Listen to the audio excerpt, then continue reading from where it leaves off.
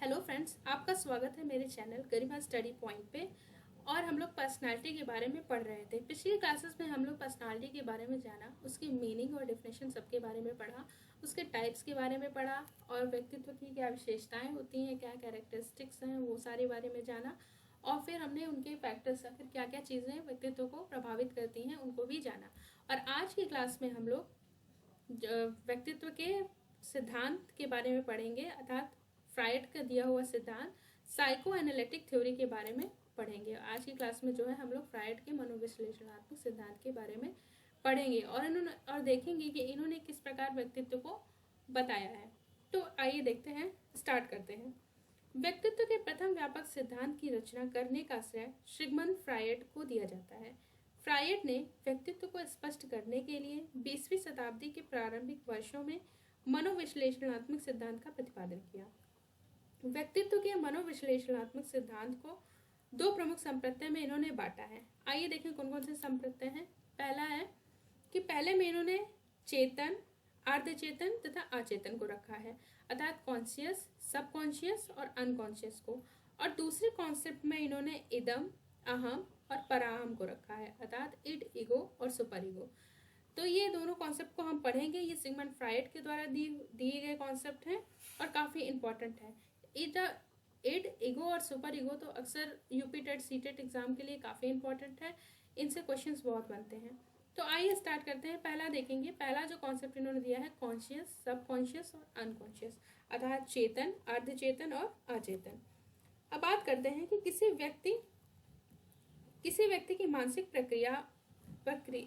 क्रियाएं उस व्यक्ति के चेतन में सजग होने के रूप में दिखाई देने से कहीं अधिक व्यापक एवं जटिल होती हैं। इन्होंने सबसे पहली बात तो इन्होंने जो है अनकॉन्शियस की बात की है। इन्होंने कॉन्शियस, सबकॉन्शियस, अनकॉन्शियस में सबसे महत्वपूर्ण जो है अनकॉन्शियस को व्यक्तित्व की दृष्टि से अत्यंत महत्वपूर्ण बताया है। यानी कि ये अनकॉन्शियस जो है इसको बहुत ही व्यक्तित्व के लिए बहुत ही इंपॉर्टेंट बताया है। और इन्होंने फ्रायड के अनुसार, अगर हम यहाँ कॉन्शियस की बात करें अर्थात चेतन की बात करें, सबसे पहले जो है हम चेतन की बात करते हैं, तो चेतन में सामाजिक रूप से स्वीकृति अनुभूति प्रबल होती है। यानी जो हम एक तरीके से हम कह सकते हैं कि ऐसे कार्य जो हम समाज में रहते हुए करते हैं, तो चेतन में सामाजिक रूप से स्वीकृति अनुभूति इसमें प्रबल होती है।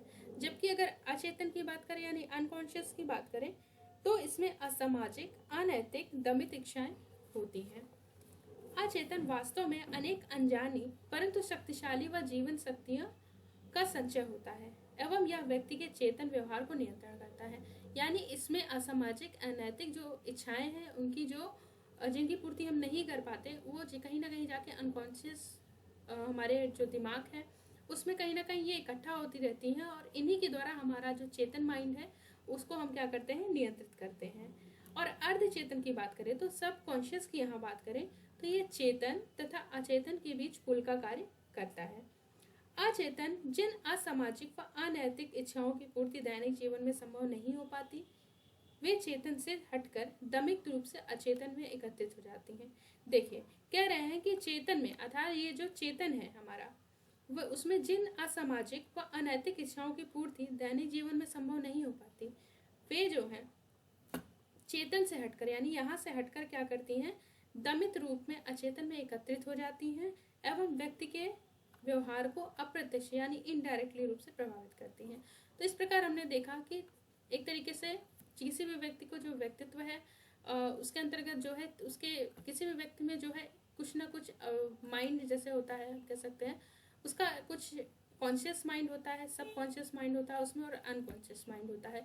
तो फ्रायड ने कहा कि जो अनकॉन्शियस माइंड है वो किसी भी व्यक्ति के व्यवहार या व्यक्तित्व को इनडायरेक्टली रूप से प्रभावित करता है। और इन्होंने सबसे ज़्यादा महत्वपूर्ण अचेतन को ही माना है व्यक्तित्व के लिए सबसे पहले।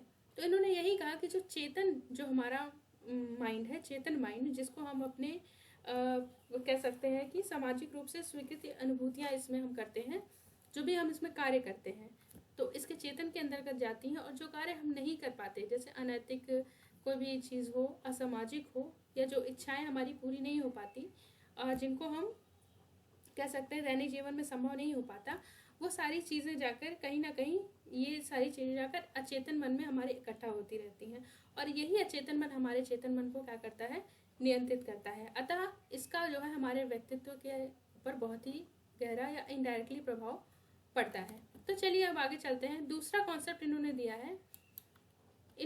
है, इसको इस तरीके से भी देख सकते हैं। फ्रायड ने एक एग्जाम्पल के तौर पे बताया है कि फ्रायड ने मानसिक क्रियाओं के चेतन तथा अचेतन पक्षों की तुलना पानी में पर तैरते हुए बर्फ के टुकड़े से करते हुए कहा कि जिस प्रकार बर्फ के टुकड़े का जितना हिस्सा पानी के बाहर नजर आता है, उससे कई गुना अधिक हिस्सा पानी के अंदर रहता है। ठीक उसी प्रकार से व्यक्ति के चेतन पक्ष की तुलना में उसका अचेतन पक्ष अधिक व्यापक व जटिल होता है। इनका सीधा सा कहना है कि जो कॉन्शियस माइंड हमारा ऊपर दिख रहा है पानी के थ्रू, इन्होंने एक एग्जाम्पल के तौर पे बर्फ के टुकड़े का एक एग्जाम्पल बताया था, जिसमें उन्होंने कहा कि जो ऊपर बर्फ का टुकड़ा जो पानी के ऊपर रहता है उसको इन्होंने कॉन्शियस माइंड कहा था। तो उसके अपेक्षा जो इसका अनकॉन्शियस माइंड को इन्होंने, जो बर्फ के टुकड़े का नीचे पानी के नीचे का जो भाग है, इसको इन्होंने अनकॉन्शियस कहा था। और ये बताया कि कॉन्शियस, इसको देखकर ये हम अनुमान लगा सकते हैं कि ये हमारा जो दिख रहा है वो कॉन्शियस माइंड है और जो नहीं दिख रहा है वो अनकॉन्शियस माइंड है। यानी कॉन्शियस माइंड की अपेक्षा हमारा अनकॉन्शियस माइंड ज़्यादा व्यापक है, ज़्यादा गहरा है, जो कि हमारे व्यक्तित्व को प्रभावित करता है। और सब कॉन्शियस माइंड कहीं ना कहीं इन दोनों के बीच में तैरता हुआ रहता है। इन दोनों के बीच जो है इसका फ्लोटिंग माइंड इसको बोलते भी हैं, फ्लोटिंग माइंड। तो इसमें जो है इन दोनों के बीच ये क्या करता है, कहीं ना कहीं तैरता जैसा रहता है। तो चलिए आगे चलते हैं। दूसरा कॉन्सेप्ट की बात करें तो दूसरे कॉन्सेप्ट में जो है हम पढ़ेंगे id, ego and super ego, यानी इदम, अहम और परा अहम। तो इसमें जो है ये टॉपिक बहुत इंपॉर्टेंट है, क्योंकि इससे बहुत क्वेश्चंस सीटेट यूपीटेट में पूछे जाते हैं। चाहे ये पूछ लिया जाता है कि फ्रायड मनोविश्लेषणात्मक सिद्धांत किसने दिया है, तो फ्रायड ने दिया है। किससे संबंधित भी है वो पूछ लिया जाता है, तो ये व्यक्तित्व से संबंधित है। तो बहुत ऐसे क्वेश्चंस हैं जो बनते हैं, आप उस पर क्वेश्चंस को देख सकते हैं जाके, जो भी प्रीवियस ईयर क्वेश्चंस हैं। तो आइए इसको स्टार्ट करते हैं। इसमें जो है फ्रायड का दूसरा संपत्ति जो है इदम, अहम, पराहम, यानी इड, ईगो और सुपर ईगो की बात करते हैं।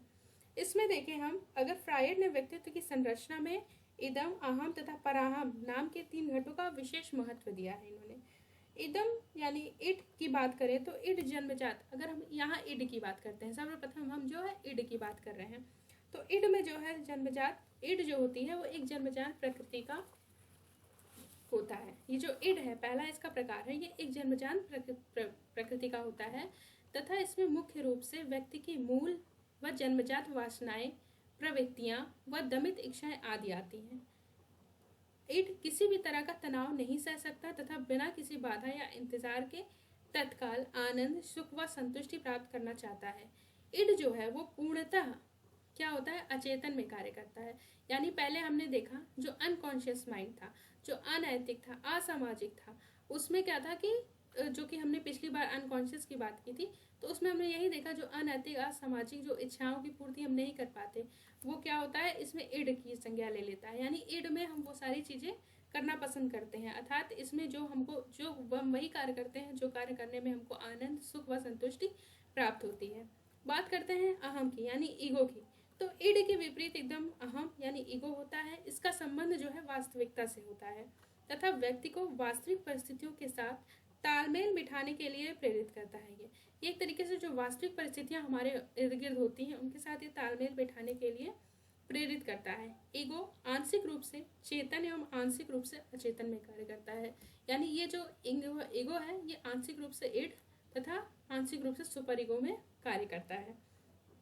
अब आगे बात करते हैं, यानी ये चेतन अचेतन, पहले हमने पढ़ा चेतन अचेतन क्या होता है, तो ये उन दोनों के बीच की कड़ी होती है, ये ईगो। आगे बात करें तो सुपर ईगो। सुपर ईगो की बात करें तो सामाजिक मान्यताओं एवं संस्कारों व आदर्शों से संबंधित होता है तथा मानवीय, सामाजिक व राष्ट्रीय हित में व्यक्ति को त्याग व बलिदान के लिए तत्पर करता है।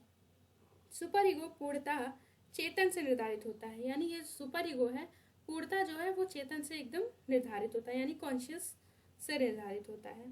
तो अगर हम इसको जनरली एक सीधे तौर पे समझने की कोशिश करें तो हम ये फिगर देख के समझ जाते हैं कि जो इड होता है, अगर यहाँ हम समझने की कोशिश करें तो ये जो इड है, ईगो है और सुपर ईगो है।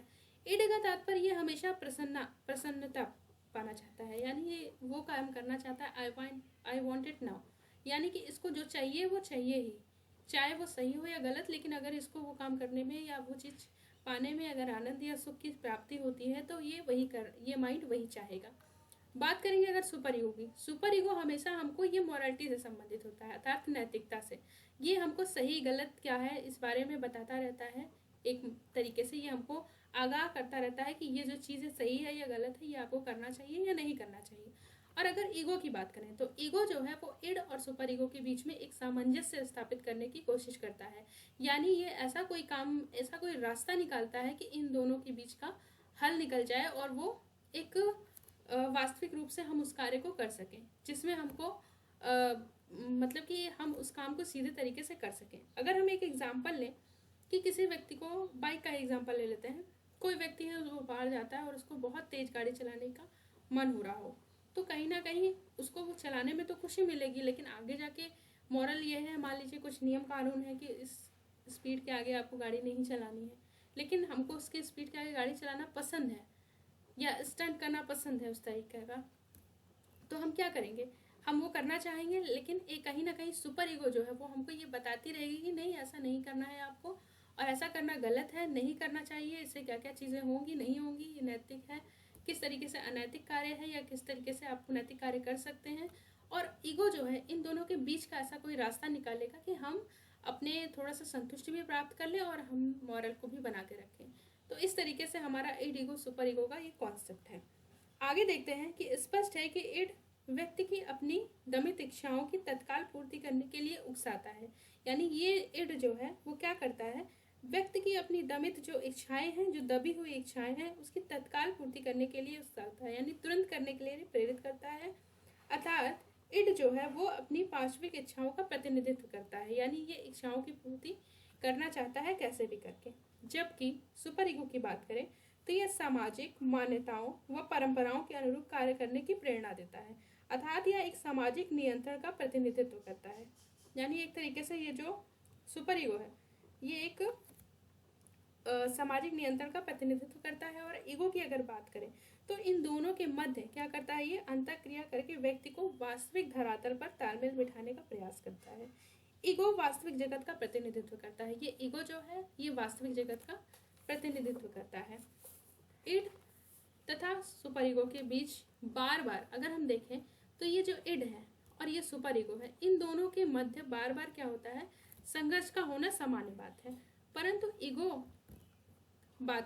अगर ईगो की बात करें तो ईगो के दृढ़ तथा क्रियाशील होने से यह संघर्ष अस्थायी रहता है। अगर आप ईगो से काफ़ी दृढ़ हैं और क्रियाशील, अगर ये आपका ईगो काफ़ी क्रियाशील है यानी बहुत जल्दी करता है, तो होने से ये जो संघर्ष होता है इन दोनों के बीच वो कैसा होता है, अस्थायी रहता है तथा व्यक्ति वास्तविकताओं के साथ समायोजन आसानी से कर लेता है। अगर यही इसके विपरीत देखें तो यदि ईगो हमारा, ये जो ईगो है हमारा पोर्शन, अगर ये दुर्बल हो यानी कमजोर हो या निष्क्रिय हो या काम नहीं कर पाता हो, तो व्यक्ति को समायोजन करने में कठिनाई होती है तथा उसका व्यक्तित्व क्या हो जाता है, खंडित होता है। इस प्रकार से फ्रायड के अनुसार किसी व्यक्ति का व्यक्तित्व वास्तव में उसके इड ईगो तथा सुपर ईगो के बीच परस्पर अंतःक्रिया संघर्ष तथा समायोजन का परिणाम होता है। आगे अगर हम देखें तो फ्रायड ने एक बात और इसमें बोली कि फ्रायड ने व्यक्तित्व की संरचना में इड ईगो और सुपर ईगो के बारे में कहा कि यदि ये तीनों घटक, यानी ये जो तीनों घटक इड ईगो और सुपर ईगो जो है एक सुसंगठित तथा समरस इकाई के रूप में कार्य करते हैं, तो व्यक्ति अपने वातावरण के साथ प्रभावशाली ढंग से समायोजन कर लेता है। अर्थात ये इड ईगो और सुपर ईगो, ये तीनों जो कारक इन्होंने बताए हैं सेकंड में दूसरे कारक के अंतर्गत, अगर क्या होता है कि व्यक्ति जो होता है इन तीनों, मतलब ये तीनों जो घटक हैं ये एक सुसंगठित तथा समरस इकाइयों के रूप में कार्य करते हैं, तो व्यक्ति क्या होता है, अपने वातावरण के साथ प्रभावशाली ढंग से समायोजन कर लेता है तथा ऐसे व्यक्ति को सुसमायोजित व्यक्ति भी कहा जाता है। और इसके विपरीत अगर बात करें तो यदि किसी व्यक्ति के ये तीनों संगठक जो हैं एक दूसरे से संघर्ष की अवस्था में रहते हैं, यानी इड सुपर ईगो के बीच जो संघर्ष होते रहते हैं, एक दूसरे से अपोजिट डायरेक्शन में काम करते रहते हैं, तो क्या होता है, संघर्ष की अवस्था में रहते हैं, तो व्यक्तित्व तथा सामाजिक दोनों ही क्षेत्रों में समायोजन करने में, तो जो व्यक्ति होता है वो व्यक्ति का व्यक्तित्व सामाजिक दोनों ही क्षेत्रों में, यानी व्यक्तिगत तथा सामाजिक दोनों ही क्षेत्रों में समायोजन करने में क्या होता है, असमर्थ रहता है। तो इस प्रकार फ्रायड ने जो है वो हमको बताया कि जो हमारा व्यक्तित्व है इस प्रकार फ्रायड के अनुसार इन्होंने जो निष्कर्ष रूप में कहा कि किसी व्यक्ति का व्यक्तित्व जो होता है वो वास्तव में इड, ईगो तथा सुपर ईगो के बीच परस्पर जो अंतःक्रियाएं, संघर्ष तथा समायोजन का ही परिणाम होता है। तो हमने देखा कि किस तरीके से फ्रायड ने जो है व्यक्तित्व को दो कॉन्सेप्ट के माध्यम से समझाया। दो कॉन्सेप्ट कौन कौन से थे?